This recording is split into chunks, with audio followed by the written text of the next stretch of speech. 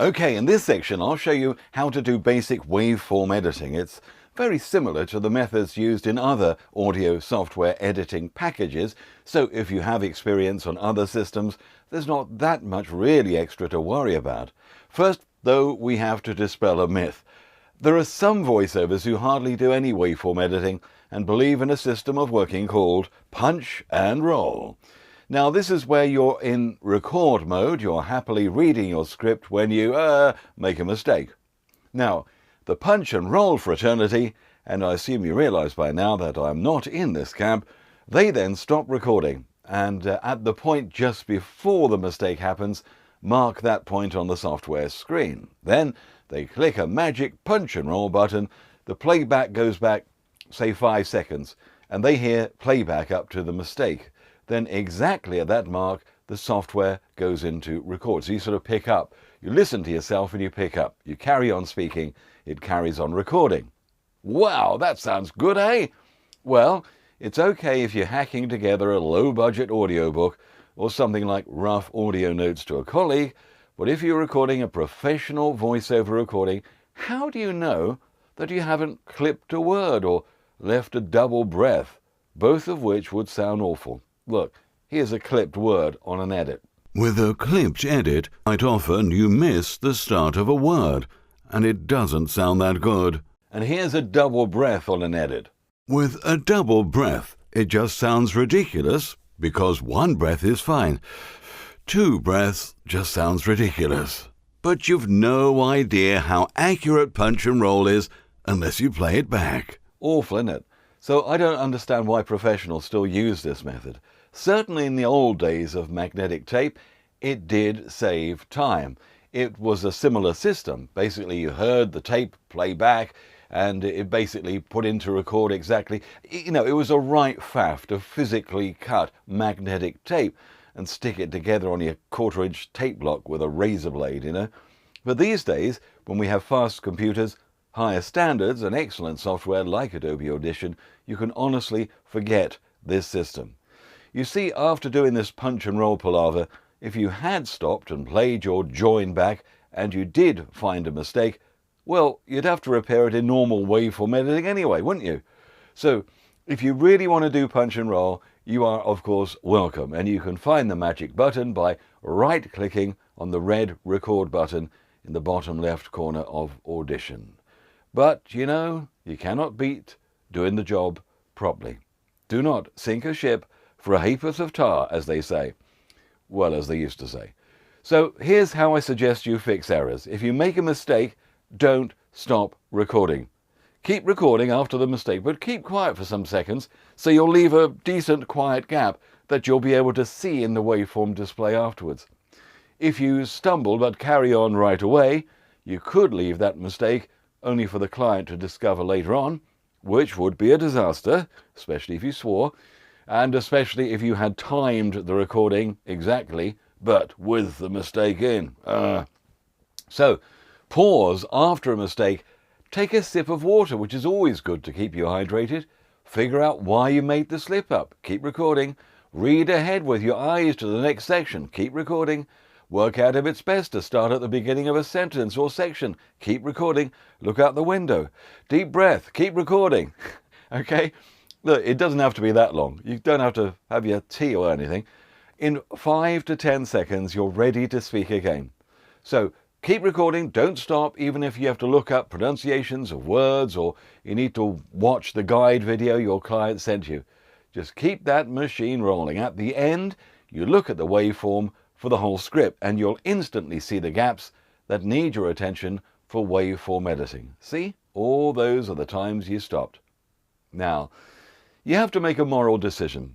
If it's a job where the budget isn't high, or your client isn't a perfectionist and just grateful that you're doing the job, or you got an inkling they're never going to pay you, well, you just fix the edits, add the mistakes, then optimize the file by normalizing and compressing as you would for most jobs. If it was, however, hopefully it is, a prestigious job where you are being paid well, you'd play the whole lot in real time and listen carefully for all imperfections. And as well as fixing mistakes, you'd also tackle breaths, where you'd delete, silence or dip the volume on these pesky things. Of course, if the job is a proper acting job, or one where breaths are needed for the character voice, such as, I don't know, a sighing demon in an escape room, you'd keep the breaths in the recording, wouldn't you? It's part of the character. Anyway, look, there's a whole module later in this course on dealing with breaths. So I'll leave it with you as to whether or not you deal with breaths or not at the edit stage. Let's now just deal with basic editing the mistakes out. Okay, there are two basic methods. It depends whether you have mistakes in the middle or just rubbish at both ends that need tidying up, and the middle is absolutely fine. If you're recording a quick short demo or audition for someone, it's very likely that you've done it all the way through without any mistakes, nothing of any issue in the middle. You just need to tidy up the ends. So let's record a short script. Okay, so in Audition, it's Control and Shift and N for new file. We'll call it the title of the audition, Red Thorn. Note the settings are just the same as the last time we used them. Fantastic. So, okay, and let's start recording then. Shift and spacebar. So, it's now recording, and I might want to clear my throat or get a glass of water or something, but anyway, have a sip, and then we'll go to the script itself. So let's find where that script is. Here we go. Get into character, and thank you. They killed my family when they came. They said my children were not strong enough workers. I thought killing them all would help, but I still feel hollow. So that's the end of my audition. We go back to there, and we push spacebar. Okay, so this, I think, by listening to it, looks like it's just the rubbish at the beginning. Something, but anyway, of course it is. Have a sip, and then we'll go to the script itself. So we don't want the first quick breath, but we want the breath of the character.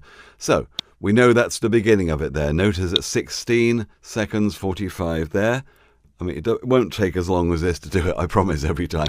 And we know that's the end of it. More would help, but and it goes to hollow. Hollow is the end word. So we know that's the bit we want, all right? There were no mistakes in the middle of it. So I have now clicked on the left-hand side and dragged to the right. You see what I did? I'll do it again. Let's click out of it, right? So click on the left, drag to the right, let go. That's the bit I want, all right? So now we go the magic Control-T. Hold Control down or Command, push T. There we go. The rubbish at the beginning and end has gone. So that's Control plus T. And now, of course, you just push your normalize 1 and apply by Enter. So that normalizes it. If you wanted to compress it, you would go 2. This is the multi-band compressor I have already set up on that preset, and then Enter. But actually, I really do not want to do that because it's acting, and you shouldn't really compress acting. So Control Z to undo that, and we simply save it, and off we go. Or save as, if you wanted to change the name of the file. by the way, if I had clicked 1 and entered again to normalize, it wouldn't make any difference. You cannot over-normalize a waveform. However, as we've already learned, you can over-compress easily. So make sure you're happy with your compression before you save anything. If you don't, undo it. Maybe it needs double compression. Boy, it's a really loud one, that. Maybe for something at a party or a rave or something. So double compression, whatever. You make up your mind and then save it. Yes, it's not all voiceovers that require compression, as you'll soon learn. Many subtle, natural reads and pure acting performances sound better with more light and shade in the dynamics, whereas most narrator or announcer recordings are usually much beefier and authoritative with a decent multiband compressor applied. Okay, now save the file as name of project, then underscore your name or whatever, send it off and it's done. More on saving time, doing custom demos and auditions later. Okay, the other method of basic editing waveforms is to select what you don't want, all right? So what we've done before was just select the good stuff, then we did that trim thing, remember? Control, Command plus T, and that got rid of the ends. Now we're going to do what you don't want. And this is, to be honest, what you'll be doing most of the time for a recording with mistakes in the middle, like this. So you select the bad bits by left-clicking at the start, dragging and letting go at the end of the rubbish. Then you click the delete button and you keep on doing that. Of course, with any non-destructive editing, if you make an error or change your mind, you can undo by Control or Command Z. It's really important to get into the habit of checking your edits though.